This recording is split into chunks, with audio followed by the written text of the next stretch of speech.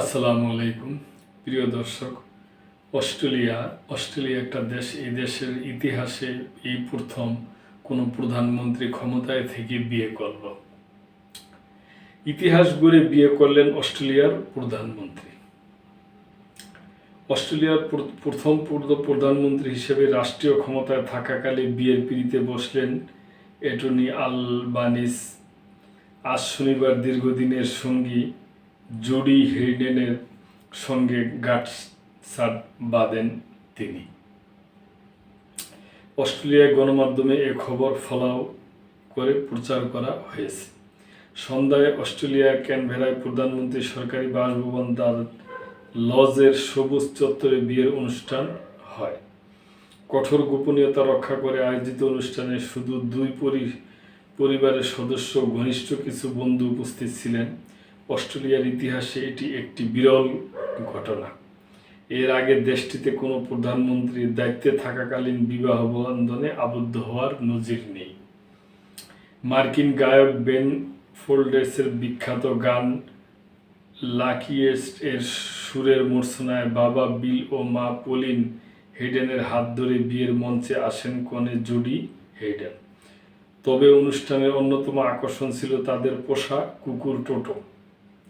নবদম্পতির বিয়ের আংটি বহন করে নিয়ে আসে কুকুরটি। আনুষ্ঠানিকতা শেষে স্টিভি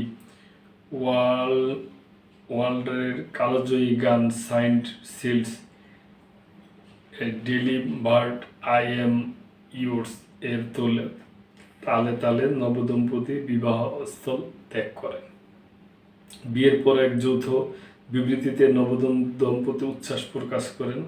পরিবার ও ঘনিষ্ঠ বন্ধুদের উপস্থিতিতে ভালোবাসা এবং ভবিষ্যৎ পথ চলার অঙ্গীকার ভাগ করে নিতে পেরে আমরা আনন্দিত।